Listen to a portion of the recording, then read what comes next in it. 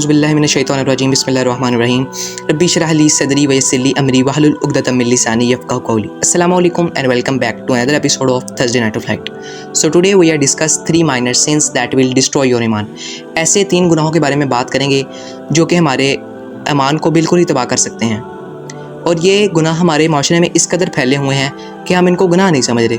यही तो सोचने वाली बात है कि अगर हम इनको गुनाह नहीं समझेंगे तो हमारे ईमान का तो बेड़ा गर्क तो हो जाएगा ना। तो स्टार्टिंग विद सिन नंबर 1, ग़ीबत।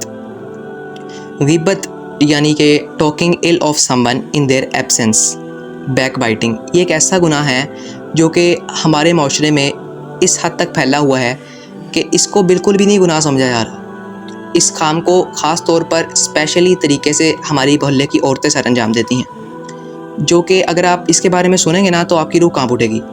ये हमारे ईमान को बिल्कुल ही ख़त्म कर देता है। ये ऐसा है कि जैसे आपने अपने मुर्दा भाई का गोश्त खाया हो।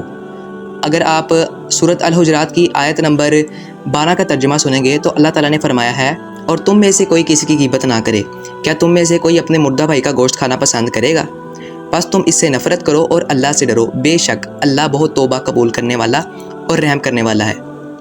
तो अगर हम इस आयत की तफसीर में जाएँ तो हमें 3 बातें मिलती हैं। एक तो हमने ग़ीबत से नफ़रत करनी है और इससे बचना है, और अगर जो ग़ीबत करता है वो इसकी मानत है कि उसने अपने मुर्दा भाई का गोश्त खाया हो।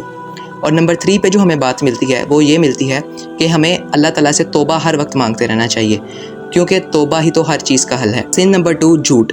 झूठ एक ऐसी चीज़ है जो कि हमारे माशरे में बहुत ज़्यादा फैला हुआ है। झूठ हम बोलते हुए ये भी नहीं सोचते कि हम झूठ बोल रहे हैं या नहीं। आप नहीं समझते कि अगर झूठ हम बोलेंगे तो हम अपने ईमान से हाथ धो बैठेंगे। झूठ एक ऐसी चीज़ है जो कि अगर एक दफ़ा किसी कौम के अंदर चल जाए ना, वो निकल नहीं सकता। तो हमारी कौम का भी यही हाल है। हमारी कौम की मेंटालिटी ये है कि अगर हम झूठ नहीं बोलेंगे तो हमारे रिस्क में वुसअत कैसे आएगी, हमारे पैसों में वुसअत कैसे आएगी। बोले औज़ु बिल्लाहि ताला। जब तक किसी कौम की ये सोच है कि उसने झूठ बोलना है तो उसे पैसे मिलने हैं, तो तब तक वो कौम तरक्की नहीं कर सकती।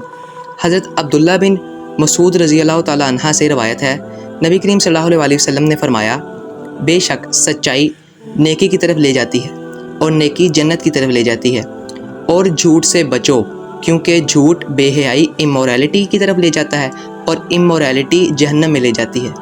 सिन नंबर 3, हसद। हसद करना या किसी से जलना एक तबाहकुन गुनाह है। ये ना सिर्फ हमारे ईमान को तबाह करता है बल्कि हसद करने से हम अल्लाह ताला की नेमतों की नाशुक्री करते हैं, और नाउज़ु बिल्लाह हम अल्लाह ताला की नाशुक्री में मुब्तला हो जाते हैं। एक ऐसा गुनाह है जो कि आजकल तो बहुत ही ज़्यादा फैला हुआ है। हम एक दूसरे से हसद करते हैं। इवन क्लास में भी अगर किसी के अच्छे मार्क्स आए हैं तो दूसरा स्टूडेंट उसे हसद करने लग पड़ेगा। वो इस चीज़ पर गौर नहीं करेगा कि उसकी गलतियाँ क्या हैं जिसकी वजह से उसके कम मार्क्स आए हैं। वो इस चीज़ पर गौर करेगा कि सर ने उसको मार्क्स क्यों ज़्यादा दिए हैं। ये एक तबाहकुन गुनाह है जो कि हमारे ईमान को बिल्कुल ही तबाह कर देता है।